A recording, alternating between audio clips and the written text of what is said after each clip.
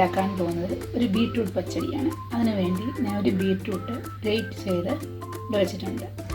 അത് നമുക്ക് അടുപ്പിൽ വെച്ചൊന്ന് വേവിച്ചെടുക്കാം.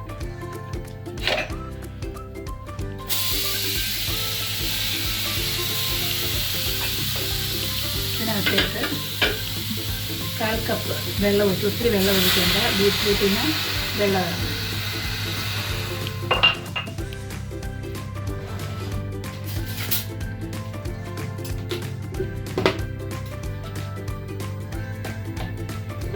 അല്പം ഉപ്പ് ഇട്ട് കൊടുത്ത് നമുക്ക് വേവിക്കാം. അടച്ച് വെച്ച് 2-3 മിനിറ്റ് എടുക്കും വേകാൻ. ഒത്തിരി വേവില്ല. ഇത് കളറൊക്കെ ഒന്ന് മാറി ചൂടടിക്കുമ്പോൾ മീഡിയം ഫ്ലെയിമിൽ അടച്ച് വെച്ച് വേവിക്കാം. വെള്ളം പറ്റുന്നിടം വരെ ഇടണം.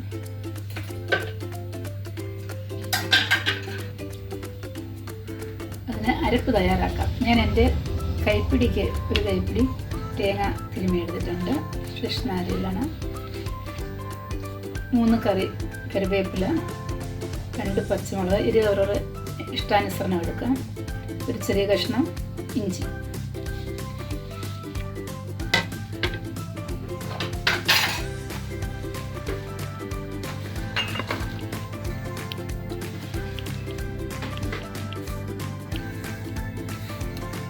അല്പം കടുക്,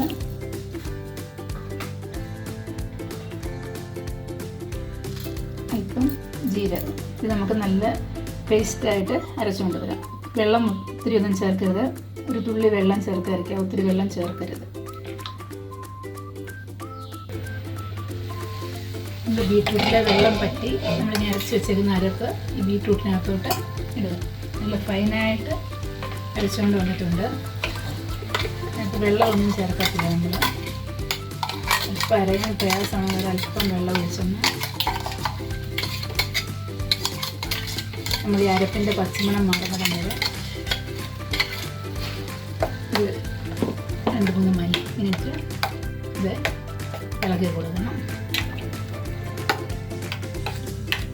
ഉപ്പ് നോക്കണം. എരിവൊക്കെ അവരവർക്ക് ആവശ്യത്തിനിടാം. ഞാനിപ്പോൾ ഒരു ബീട്രൂട്ട് ഉള്ളതാണ്. നല്ല എരിവുള്ള പച്ചമുളക് ആയതുകൊണ്ടാണ് 2 ഇട്ടത്.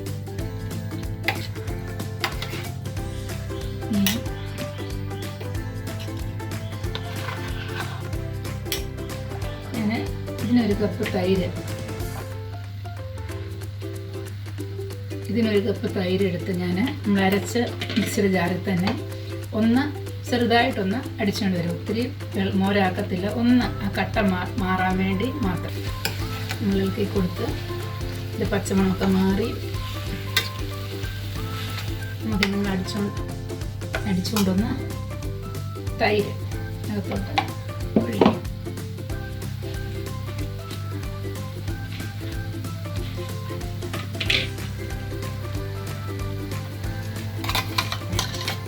തൈര് ഒഴിച്ച് കഴിയുമ്പോൾ ഫ്ലെയിം അങ്ങ് ഓഫാക്കണം. അല്ലെങ്കിൽ ഇത് തിരിഞ്ഞ്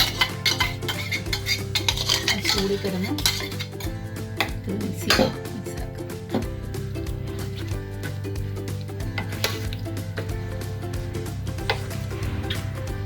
ഒരുവിധം പുളിയുള്ള തൈര് വേണം പച്ചടിക്ക്. ഒത്തിരി പുളിയാകരുത്. ഇവിടെ ബീട്രൂട്ടിൻ്റെ നിറം കണ്ടോ? പച്ചടിയുടെ നിറം നല്ല ഒത്തിരി ലൂസും ആകരുത്. ഇത് വേണം. അല്ലെങ്കിൽ നമ്മൾ ഇലയിലൊക്കെ സദ്യയ്ക്ക് ഒഴിക്കുമ്പോൾ അങ്ങ് ഒഴുകി വരും. ഇതിപ്പോൾ നമ്മൾ ഇരിക്കുന്നിടത്തിരിക്കും. ഇടയ്ക്ക് നമ്മൾ ഉപ്പുണ്ടോ നോക്കണം. ഇച്ചിരി ഉപ്പ് കുറവുണ്ട്.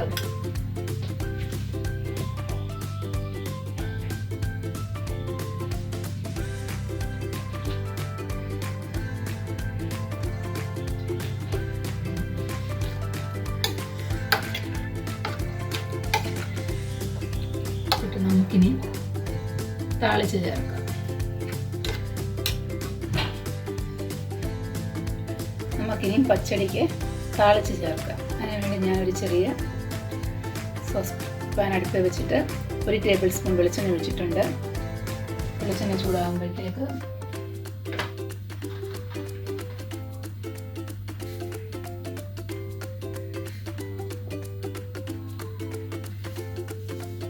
നമുക്ക് ഇപ്പം കടുക് ഇട്ട് കൊടുക്കാം.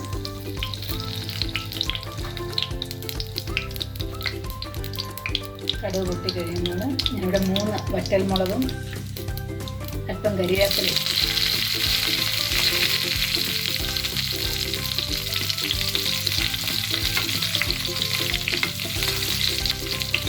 എളുപ്പം റെഡിയാക്കാൻ പറ്റുന്നതാണ്.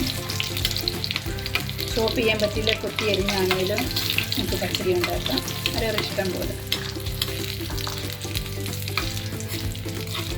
ഏതെണ്ണ വേണമെങ്കിലും ഉപയോഗിക്കാൻ. വെളിച്ചെണ്ണയാകുമ്പം കൂടുതൽ ടേസ്റ്റാണ്. അത് നമ്മൾ താളിച്ച് കഴിഞ്ഞു.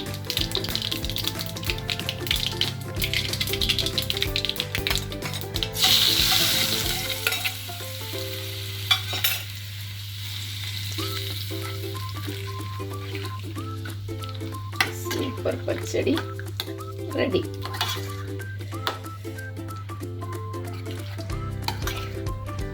ഇതൊരു സെർവിങ് ഡിഷിലോട്ട് പകരം.